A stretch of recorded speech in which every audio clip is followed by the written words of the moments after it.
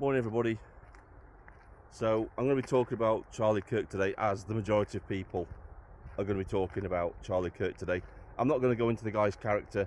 I'm going to leave that to the people that knew him best. I'm going to talk about the reasons as to why Charlie Kirk was murdered yesterday. And one of those reasons was that he was an absolute genius at debating. He was knowledgeable. He knew the subjects he was talking about. Mosquito on my arm. He knew the subjects he was talking about, and he could formulate an argument on the go. Didn't need to research, didn't need a script, just came from his head, and he could take on anybody in a debate and win. And this is what the far left hate, because they don't have the best arguments. They don't have critical thinkers among them. All they have are dogmatic activists that lack critical thinking of any sort. They lack the ability to see the other person's side of the argument, because in their mind, because they've been radicalized, in their mind, they're always right. And when they lose an argument, they are literally the metaphor of arguing with an idiot, aren't they? And that metaphor is arguing with an idiot is like playing chess with a pigeon. Eventually, they'll knock all the pieces over and they'll shit all over the chessboard. And that basically sums up what the far left are when it comes to debate and arguing their points. When they lose the debate, they throw all their toys out the pram and have a tantrum. Now, Charlie Kirk, he was for free speech. He was for free speech, free expression. He actively encouraged the far left to speak up and debate. He encouraged them to do it. He gave them a platform, a stage where they could present their arguments. And all he did was show them where they were wrong. Now, this is something the far left can't tolerate. They can't tolerate being wrong because, like I said, they're dogmatic in their beliefs. It's like a religion to them. They're like a cult. They can't face the fact that everything they believe could be wrong. And if you're going to argue in good faith when you go to a debate, you have to be prepared to have your worldview and everything you believe turned on its head, and then accept that what you believe is wrong. And that is something that the far left are completely incapable of. They're not capable of making those sort of logical conclusions. They're not capable of it. That's why I rarely debate them. I have debated the far left in the past, but ultimately it's pointless, because it usually ends with them storming off and just hurling buzzwords at you. That's why I've told people when they go to protests and things like that, don't engage with them. It's pointless engaging with them, because you'll just come away from the encounter dumber and with lower IQ points than when you started.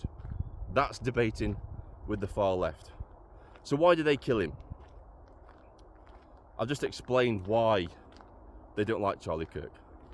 But they hate everything that Charlie Kirk represents. What does Charlie Kirk represent? Take a look at this picture.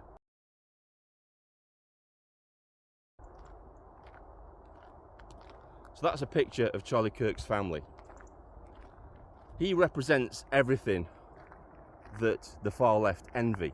And it's true, they envy it. They envy loving families, the nuclear family. That's why they spent decades trying to destroy it. They fear the nuclear family, because when you have a nuclear family, it's harder to control you. You're not as easily controlled as if you're demoralized, alone, and isolated. And that doesn't happen in a loving family. In a loving family, you're never isolated.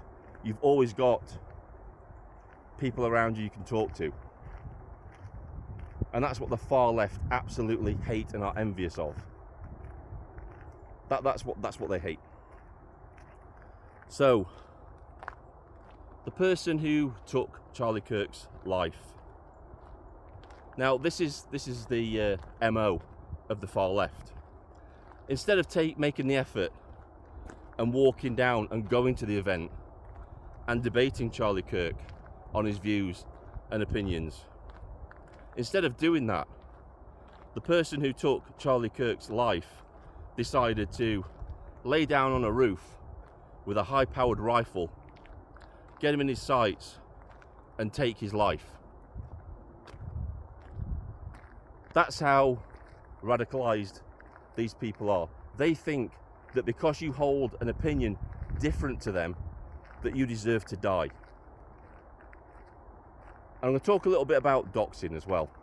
If you don't know what doxing is when a person releases your personal information into the public domain via the internet or via other means, in the sole purpose to have harm caused to you. That's the only reason you dox somebody. You release their personal information onto the internet in the hopes that there's some radical nut job out there that will use that information to do harm to the person that you've doxed. That is the sole purpose of doxing. And to me, doxing isn't taken seriously enough. It isn't, in my opinion. I think everybody who's ever had a YouTube channel, who's ever debated, who has ever spoken out against the state or against far left ideology has been doxed in some shape or form or another. It's like a badge of honor. It's like once you start getting doxed, you know you're over the target. You know you're a threat to their ideology. And that is something that Charlie Kirk did. And this is why he had to die. It's because Charlie Kirk destroyed the far left ideology, the unholy trinity of identity politics, critical race theory, and Marxism. He destroyed their holy trinity in every single debate. And they couldn't counter his arguments. So when they couldn't cancel him, they couldn't get him cancelled from events, they decided to cancel him for good by killing him. And the shooter, like all lefties, lacked the courage, because they're all cowards. All of them are cowards. If you look at when a lefty attacks anybody, it's usually from behind or the side. They don't have the guts to face the person they're attacking. We've seen it with Young Bob, the preacher. We've seen it with Charlie Veach. We've seen it with lots of people where they just lack the courage to face the people. So instead of looking into Charlie Kirk's eyes when he killed him, because they don't have courage, the shooter had to do it from afar because they were a coward. That's really all I've got to say on that. Obviously, rest in peace, Charlie Kirk. Thoughts and prayers are with his family right now. What they must be going through must be horrific.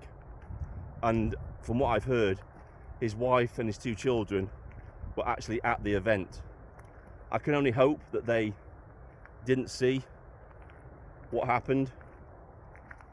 And imagine what his wife, I think her name's Erica, imagine what Erica must be going through today, having to explain to Charlie Kirk's 2 children that Daddy's never coming home again.